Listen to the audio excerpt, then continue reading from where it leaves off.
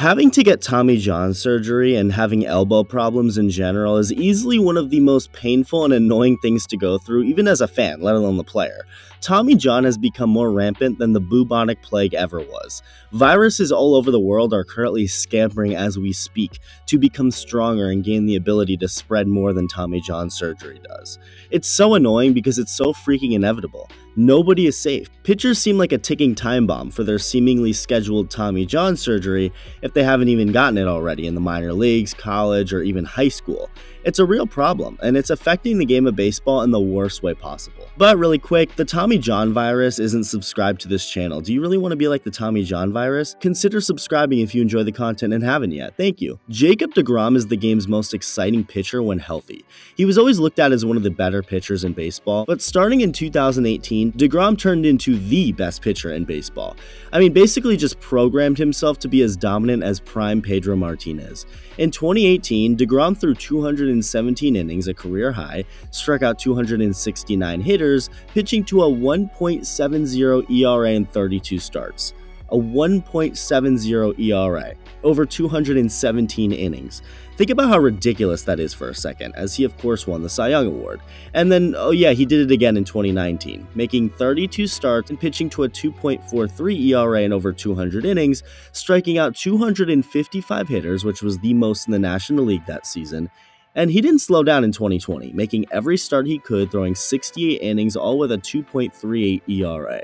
Striking out the most hitters in the National League with 104, and as good as deGrom was and had been, well, he actually got even better in 2021, pitching to a 1.08 ERA in his first 15 starts and 92 innings of the season. The strikeout numbers were insane, like the dude was literally unhittable, it was unreal. And then, well, yeah, remember how I said Jacob deGrom is the game's best pitcher when healthy? Unfortunately, he hasn't been healthy since his incredible start to 2021. In July of 2021, deGrom started to feel tightness in his forearm during a bullpen session, got placed on the injured list, only to then start feeling soreness in his elbow later that same month. An MRI would reveal inflammation in his elbow, but with no structural damage, but it was enough to knock him out for the rest of the year, eventually missing most of the 2022 season after suffering a stress fracture in spring training, not pitching again for the Mets until August. And he was good, but because of the late start, he was only able to make 11 starts, and off to free agency he'd go, where the Texas Rangers decided to take their chances and signed deGrom to a 5-year contract worth $185 million. As exciting as this was for Texas, there was a lot of doubt regarding how reliable and healthy deGrom would really be with them, and those concerns ended up being as valid as can be, unfortunately, with deGrom soon tearing his UCL and having to go under the knife for Tommy John surgery in June, ending his 2023 season, of course, with 2024 mostly being a wash. Just devastating, not just for the Rangers, their fans, and obviously deGrom himself, but for baseball fans in general. We all want to see Jacob deGrom healthy, ready, and able to pitch a full season again. We all want to see what else he's capable of doing, but unfortunately that was taken from us due to the elbow epidemic going around baseball. Little did we all know at the time, but deGrom was just the beginning, the tip of the iceberg, and someone who'd be on a long list of very notable pitchers having to opt for elbow surgery that will keep them from pitching for a while, with that list also including another Texas Ranger, the minor league pitcher Kumar Rocker, who was a star in college at Vanderbilt. Ironically enough, he was originally set to be a Met after being drafted by them in 2021, but didn't end up signing with them, getting drafted by the Rangers in 2022, but less than a year later would have to get Tommy John. The 2021 American League Cy Young Award winner, Robbie Ray, who'd go on to sign a 5-year, $115 million deal with the Mariners, had a good year in 2022, only to then just make one start in 2023, eventually having to get surgery to repair a torn flexor tendon, which would end his season, with it eventually being revealed to be Tommy John surgery. Luis Garcia, the man who finished second in AL Rookie of the Year voting in 2021 and someone who played a vital part in the Astros championship in 2022, he was only able to make 6 starts this year, being taken out of his last one against the San Francisco Giants after throwing just 8 pitches because of elbow discomfort, and 4 days later, it was announced he'd have to get Tommy John. Let's now go down to Tampa Bay, where the Rays play, Tampa Bay is where they should be playing. We unfortunately have to go down to St. Petersburg, where 2 of the Rays' best arms in the rotation would have elbow issues. Surprise, surprise. After revamping his career with the Rays, like all pitchers do, left-handed left-handed starter Jeffrey Springs would sign a 4-year, $31 million contract extension, following that up with an insanely dominant start to the 2023 season, making 3 starts, throwing 16 innings, striking out 24 hitters, and pitching his way to a 0.56 ERA. Well, that's exciting. Can't wait to see how he continues his season. He'd have to be taken out due to inflammation, eventually having to get Tommy John surgery. So put all of that excitement away and put some of it toward Drew Rasmussen, another Rays pitcher who revamped his career with the team, who was fantastic in his first 8 starts of the 2023 season. Electric stuff in over 44 innings, striking out 47 and pitching to a 2.62 ERA. Awesome, right? Good thing he's there to pick up the absence of Springs, Rasmussen also started to then deal with some elbow issues, being placed on the 60-day injured list after being diagnosed with a flexor strain in his forearm, eventually having to get an internal brace procedure on his elbow, knocking him out for the year. Well, remember when I said the Rays had 2 starters that had to get Tommy John? I actually lied. They had a third. Boo! It was for shock value, and totally not because I forgot to throw him in while writing this at first. But yeah, Shane McClanahan, the young left-handed ace who was nasty, had to pass out on pitching in the All-Star game because he had been put on the injured list for mid-back tightness. Mid-back tightness? But iTalk, what does that have to do with the elbow? Good question. Well, see, that's exactly what Tommy John does, as the virus that it is. It creates issues in other parts of pitchers' bodies to make us relieved at first, like, oh, thank God it's his back or his leg or whatever, not his elbow, and then bam, that's when it gets ya. With McClanahan eventually getting put on the 60-day injured list because of a left arm injury, with it getting announced not long after that he was getting Tommy John. Jeez. Any other teams having this issue? Oh, the Dodgers? Yeah, they'd also have multiple starters, starting with Dustin May having to undergo surgery on the flexor tendon in his right elbow along with Tommy John surgery, with this coming just 2 years after he had to get Tommy John the first time. Then it was Tony Gonsolin, a little later on, who'd be put on the injured list with right forearm inflammation, with the team then revealing he had actually been dealing with arm issues all year and that he probably was not going to pitch again this season, and about a week and a half later, Gonsolin became Tommy John's next victim. Before Shohei Otani could even complete his first full season in Major League Baseball, after coming from Japan and signing with the Angels, Otani had to opt for Tommy John,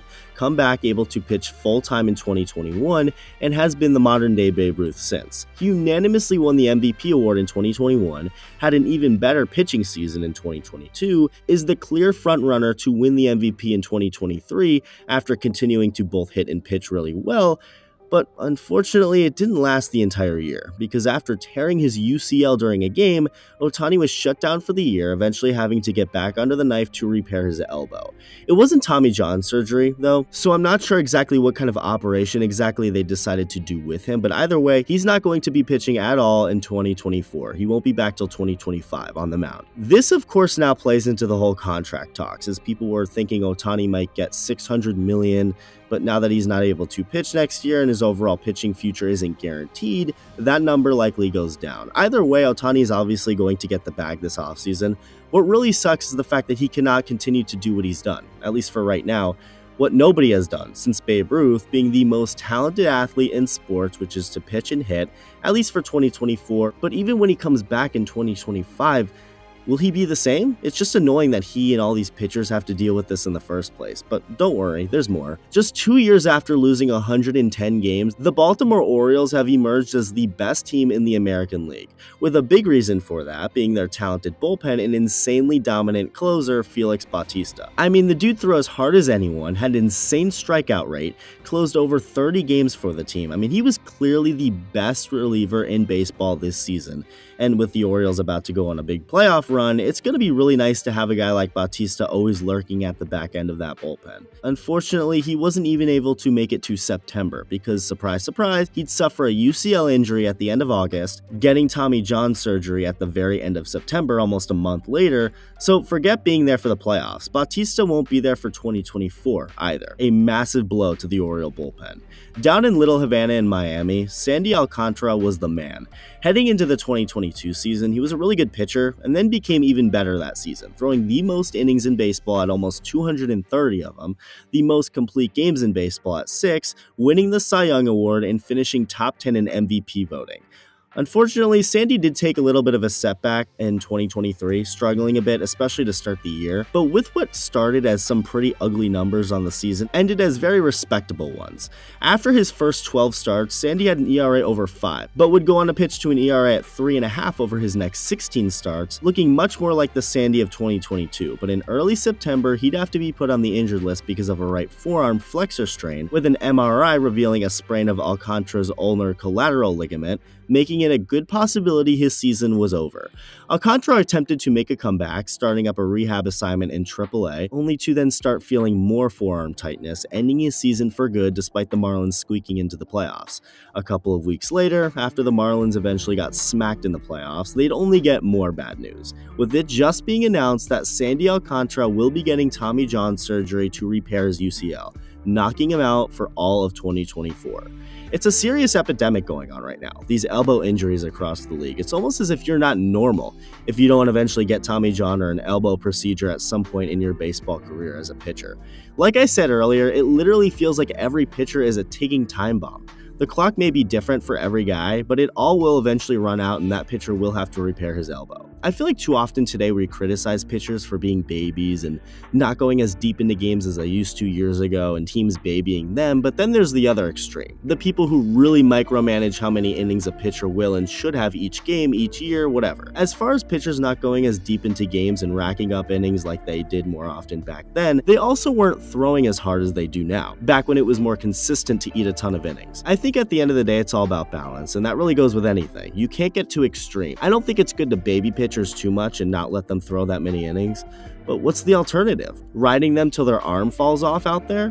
What I believe is that these pitchers are throwing way too hard for their own bodies to handle. It may work for a while at first, but the elbow isn't going to withstand the type of effort it takes to throw that hard for so long.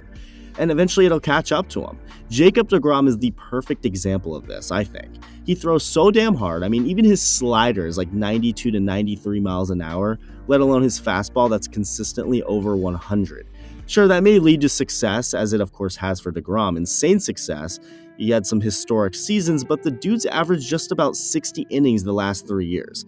Because it caught up to him, and now he has to repair the elbow altogether. In a perfect world, pitchers would be able to throw as hard as they do and do it consistently for years, never getting hurt in the process.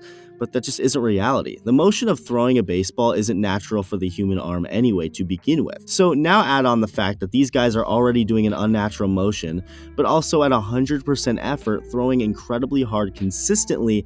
It's just not something the human body is going to be able to last doing, clearly. So what's the solution? I honestly don't know, so I'm not going to act like I do and that I'm some expert on the situation, but at least maybe not throwing some pitches as hard.